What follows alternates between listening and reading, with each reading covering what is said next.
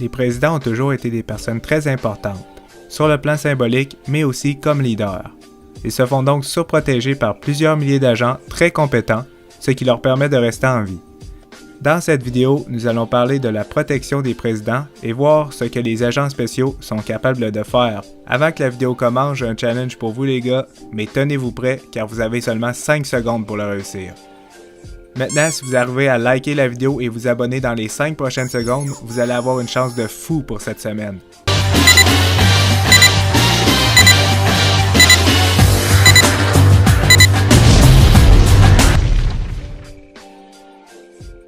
Kim Jong-un. Durant sa visite en Corée du Sud, le leader de la Corée du Nord voyageait dans une limousine. 12 agents spéciaux couraient à côté de lui pour le protéger. Ça peut paraître un peu étrange. Normalement, ce n'est pas des hommes, mais bien des voitures qui protègent le président. Se pourrait-il que Kim Jong-un ait dépensé tout son argent dans des essais nucléaires et qu'il lui en reste plus pour acheter des voitures? Le président ne manque pas de ressources humaines pour le protéger. Par contre, il manque cruellement d'argent pour acheter des véhicules. Malgré qu'il n'ait pas de véhicules autour de lui, il reste quand même l'un des présidents les plus protégés du monde.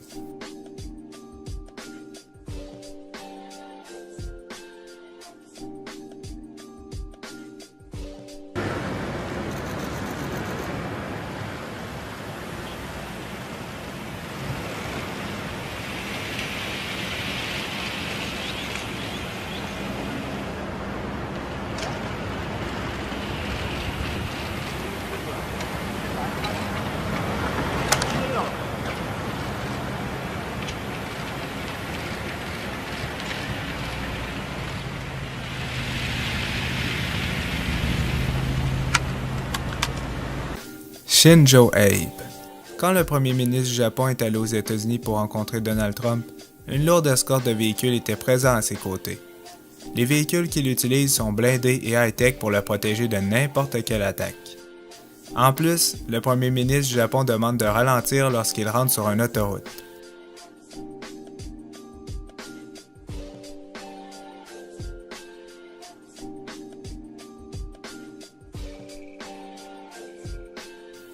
Alpha Condé.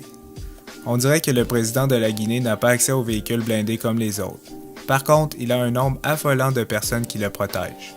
Mais sérieux, regardez tous les gens autour de lui, c'est incroyable. Élisabeth II, la reine d'Angleterre. Malgré que la reine ne soit pas impliquée dans les décisions politiques de l'Angleterre, elle reste extrêmement protégée aux frais de l'État. L'État n'hésite pas à créer un trafic énorme, simplement pour que les autres véhicules ne partagent pas la même route que la reine. En plus, ils utilisent une centaine de véhicules et des milliers d'agents spéciaux pour la protéger.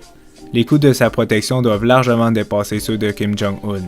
Le fait qu'on ait attenté à sa vie à plusieurs reprises lors des dernières années a fait réagir l'Angleterre, qui lui a procuré une très grande hausse de protection.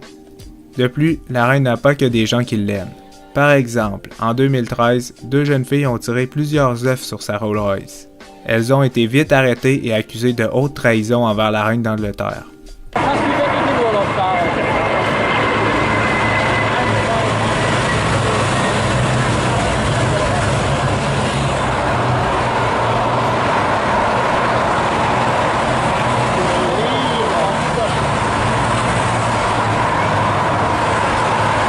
Donald Trump.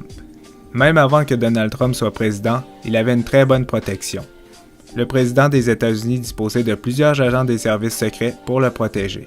Aujourd'hui, on peut dire que c'est probablement l'homme qui coûte le plus cher à protéger. La sécurité de Trump et sa famille coûte plus d'1 million de dollars par jour. Et ce n'est pas sans raison. Plusieurs personnes détestent le président Trump. Chaque jour, des scandales toujours plus gros éclatent sur lui.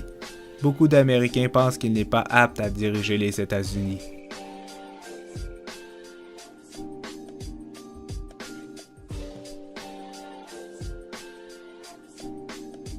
Vladimir Poutine.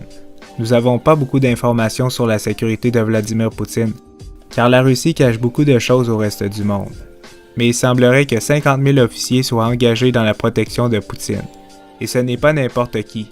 Pour devenir un agent de sécurité, tu dois passer un test vraiment strict, un test physique, un test d'intelligence et avoir une grande discipline.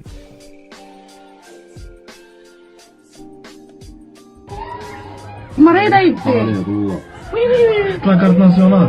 La carte nationale.